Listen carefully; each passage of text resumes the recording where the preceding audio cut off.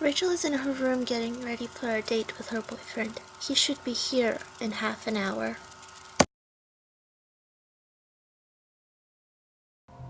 At the same time, Dan is giving himself a little pep talk. He's planning to propose to Rachel tonight and is practicing in the mirror. He smiles nervously and heads out the door.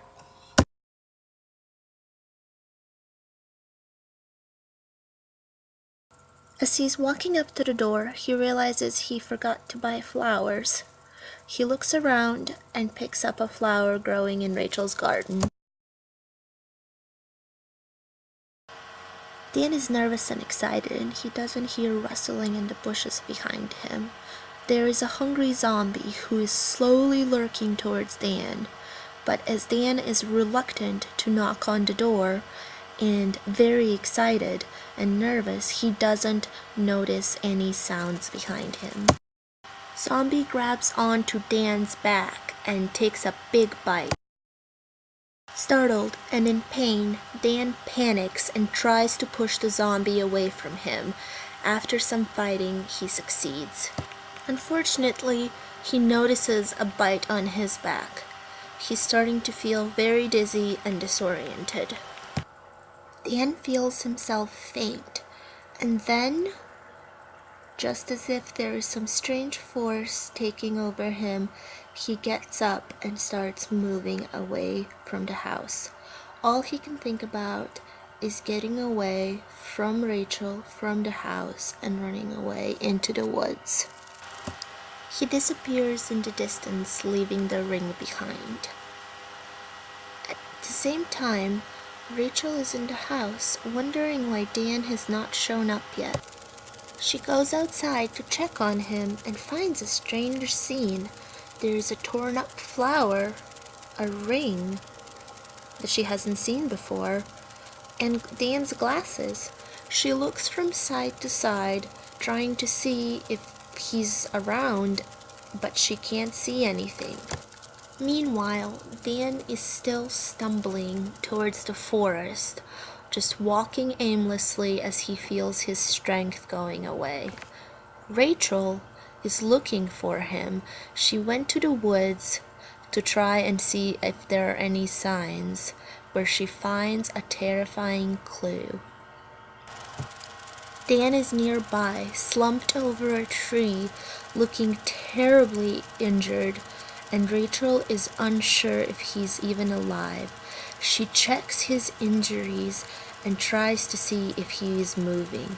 She's relieved to see that his eyes open, but Dan is not the Dan she used to know. This person is terrifying and is trying to hurt Rachel. He reaches for her throat with terrible anger in his eyes and appears to want to strangle her.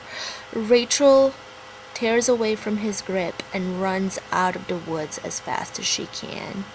Just as she was about to leave the woods, Rachel feels the ring that she found at the doorstep in her pocket.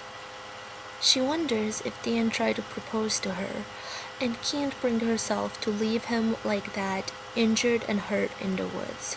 As much as she doesn't want to, she turns back and tries to find him again. This time, she grabs his hand and shows him the ring. This appears to calm him down. He remembers and looks at the ring intently, trying to bring the memories back. As he slips the ring on Rachel's fingers, he doesn't appear to want to hurt her anymore. They kiss. Dan, of course, is now a zombie, and just as the changes have taken place that have changed him into a zombie, we see changes in Rachel's skin as well.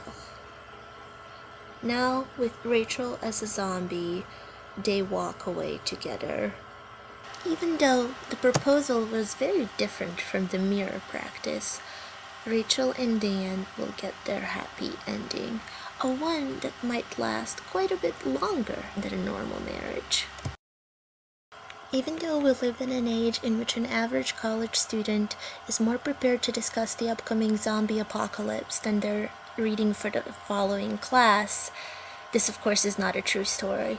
It is a story about the creative engagement of my friends Rachel and Dan.